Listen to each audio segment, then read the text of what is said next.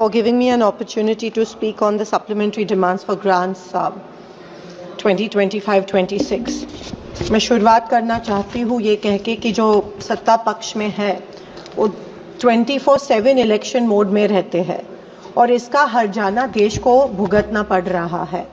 हर election के पहले लोगों को रिझाने के खातिर अनप्लान्ड पॉपुलिस्ट स्कीम्स के तहत पैसे बांटे जाते हैं और देश और राज्यों पर कर्जा बढ़ते जा रहा है। आज देश में पैदा होने वाला हर एक बच्चे के सर के ऊपर पैदा होते ही करीब 1.25 लाख रुपए का कर्ज हो जाता है। ये है इस बीजेपी सरकार की देन।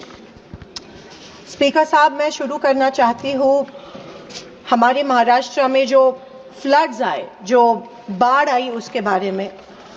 शर्मनाक चीज ये है कि अभी तक हमको पता नहीं कि केंद्र शासन ने महाराष्ट्र सरकार को पैकेज डिक्लेयर किया है कि नहीं। जब बाढ़ आई, जब बारिश हुई, उसके बाद में सेंट्रल गवर्नमेंट से एक टीम भेजी गई थी महाराष्ट्र में, लेकिन महाराष्ट्र के मंत्री कहते हैं कि उनको अभी तक पैकेज मिला नहीं है और सेंट्रल गवर्नमेंट कह रहा है कि महाराष्ट्र गवर्नमेंट ने अभी तक प्रपोजल भेजा नहीं है, या महाराष्ट्र गवर्नमेंट प्रपोजल भेजना नहीं चाहती है सेंट्रल गवर्नमेंट के पास, या सेंट्रल गवर्नमेंट महाराष्ट्र के किसानों को अन्याय करके अभी तक पैसा देना नहीं चाहती है। इसके बारे में सेंट्रल गवर्नमेंट से हमें एक स्टेटमेंट अपेक्षित है कि एग्जैक्टली कितना पैकेज, कितने पैसे महाराष्ट्र के किसानों को मिलने वाले हैं। महाराष्ट्र का किसान आज सुसाइड कर रहा है, आत्महत्या कर रहा है, कर्जे का बोझा उसके सर पे चढ़ रहा है।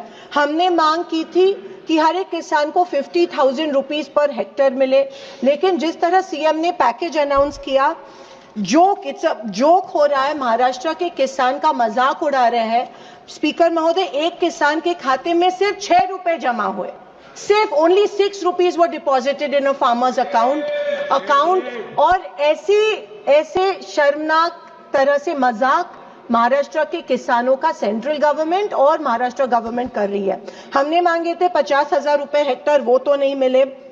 फिर हमने मांगा था कि जो नदी के किनारे जो गांव है उसका पुनर्वसन होना चाहिए, वो रिहैबिलिटेट होने चाहिए, क्योंकि हर वक्त जब बाढ़ आती है तब ये पूरे के पूरे इनका जो पूरा संसार जो होता है वो उनके आंखों के सामने बह जाता है।